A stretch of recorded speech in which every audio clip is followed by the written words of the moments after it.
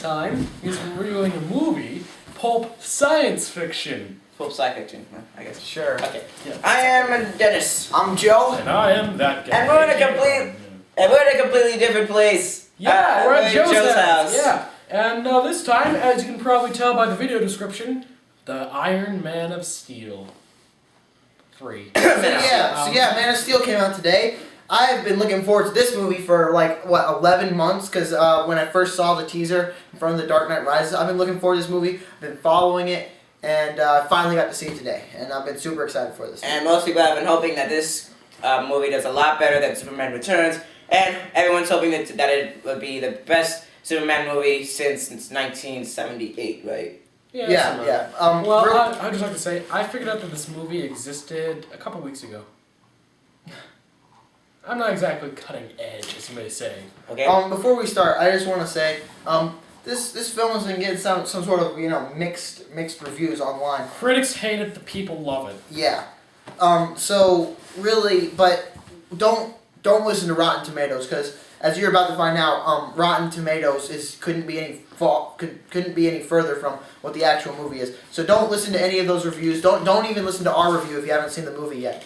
Don't take those into consideration. Formulate your own opinion. Also, and then check out other people's. Look with an open mind. Yeah. Also, this review may contain some spoilers.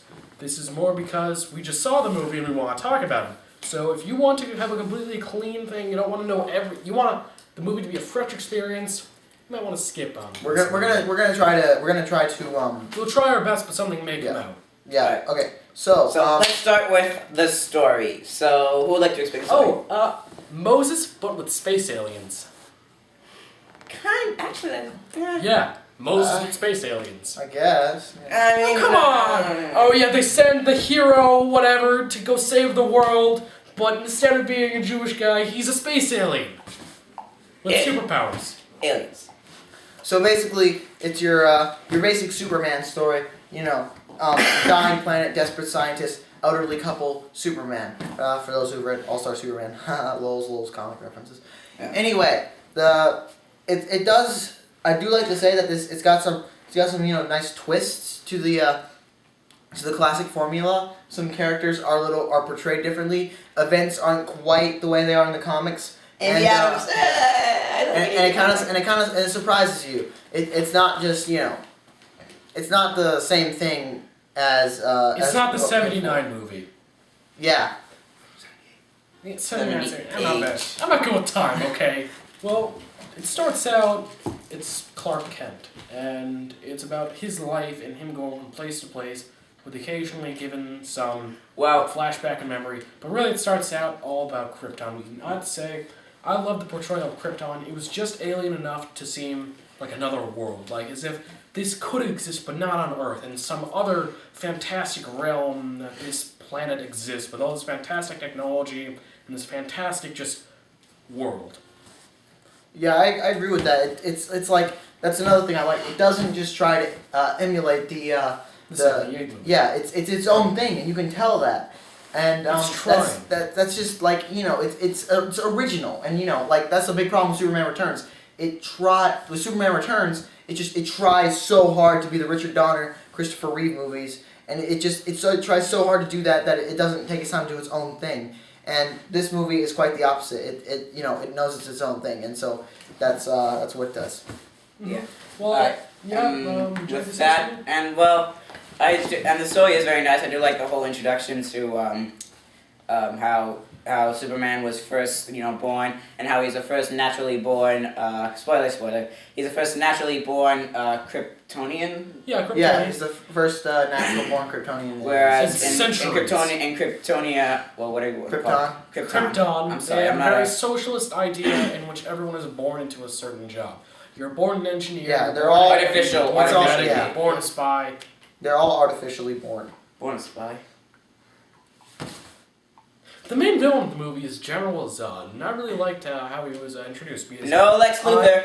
There was no Lex Luthor. Yeah, spoiler, I guess. Well, it's sort of like an unspoiler because it says something isn't in the movie. No Lex Luthor and no Kryptonite. So unspoilers. Yeah. But I sort of sympathized with Zod and his main goal because he was a terrible person, but what he wanted everybody else wanted. All he wanted was to Krypton to live. Although the drastic and measures which was how come he from was Sector born. 2. Which is how he was born. He was born to protect Krypton and to keep it going. Yeah, and that's kind of like ties into what we said earlier. So you kind of sympathize with him a little bit. You understand his goals. Yeah, I mean, I was watching it and I was kind of like, well, I don't agree, but like you see where he's coming from, you know. Yeah. You see his point of view. Yeah, you get his goals, and that's a good thing because you know. Conflict. In the comics, General Zod's kind of one note. He's all kind of like, Kneel! I am evil! but I am evil. Yeah, he's a little bit more complex like that, and I appreciate that. Alright, so I guess we can move on to visuals. Yeah, visuals. Visuals. This movie's pretty heavy on the This visuals. movie is stunning. All the effects that were made with all the different powers, Superman flying. Yeah, I can fly. Yeah, it looks awesome. And a little bit from the comics, he does not have the typical flying as there's two forms of flying. He has the sonic boom in which he goes faster than sound, which looks really cool. It's just one thing I noticed. Sonic boom. As for visuals, like that's another thing that I like about it because It stays faithful to the comics, but it's in own way. one of my big fears was that they were just kind of trying to do Batman Begins but with Superman, but they don't. They understand like what makes characters work. Batman, he's close to the ground. You know, he's fighting street punks. Superman, he's fighting world-ending threats, and they have to accommodate this. So they understand that they needed to go big, and that's what they did. Go big or go home. Yeah, and I would even say that the scale of this movie, like what's at stake, is as high, or if not higher, than the Avengers movie. And this is just for Superman. I have a problem with the scale, even though they do have the goal of, we're going to destroy the Earth and make it to Krypton 2. Spoiler. What the focus isn't put on the world at stake, it's the people at stake. It's not about the city being destroyed, it's about the person in the city being destroyed. And I thought that was very nice. It made it, it's not the world is at stake and oh no, it's gonna not happen at all because it's Superman. The people are there and you honestly don't know if they're gonna die or not. Yeah, you honestly don't know how Superman's going to react in the situation. It's pretty tense. That's another strong point of the film. Tension. Let's talk for a second about the costume. What do you think about the costume? Oh my god! I love the costume. It was. If you're gonna go full metal, like full robotic, go full robotic. If you want to go full organic, go full organic. It just. I thought it looked skin pretty suit nice. was. I didn't like it. Like why do you have a belt? Like, what practical use is that for, like, a skin suit? Batman's utility belt. Yeah, but this isn't Batman, this is Superman! But they're multi-C. Well, it wasn't really a belt, it was more like I thought it was pretty good, though. I mean, I like the new, like, kind of look where it's, like... The Star Trek, the Star Trek little tiny, you see the detail in, like, the actual suit. It's not just thread. Like, they put work into it to have a really small detail all over it. Like, do you guys notice that? Like, I did. I noticed that. Yeah, I like the new logo of the S. Well, Hope. I didn't. Yeah, the S is Hope now. Yeah, it took on some modernizations, which I mean, it's kind of like.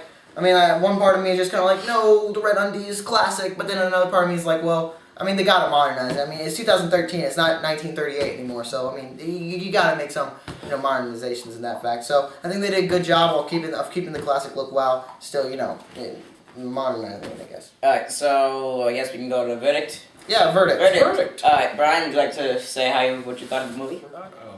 I want to say that this movie is absolutely great. I loved it. I feel like that the visuals, for the most part, there are very few flaws, aka the Superman suit.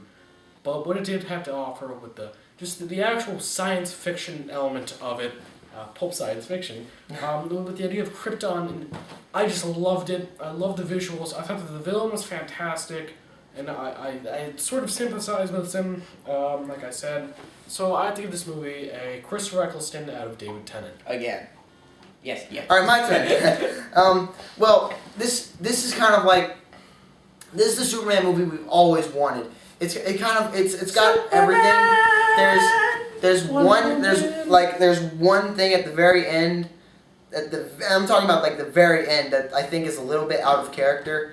That I'm not going to spoil because it's a big moment, but you know what he's talking about when you see it. Yeah, you'll know what I'm talking about when you see it if you know the comics. However, they try to handle it, but anyway, like overall, it's an incredible picture. It's like it's got the visuals down. It's got the casting is great. I mean, Yeah, Henry sure. Cavill, Amy Adams. Amy Adams, Russell Girl from The Crowe. Office. They all just do Michael Shannon. They all just do a great job at bringing these characters to life in ways that haven't really seen before. This is probably the definitive modern take on Superman to date, and I love this movie. It's so like, I mean, I was expecting great things, and it got those expectations and it exceeded them. So with that in mind, I'm giving it a 9.5 out of 10. Alright. And then that leaves it to me. I thought the movie was awesome, being that this has been the Superman movie that we've wanted for such a long time, as you guys have said.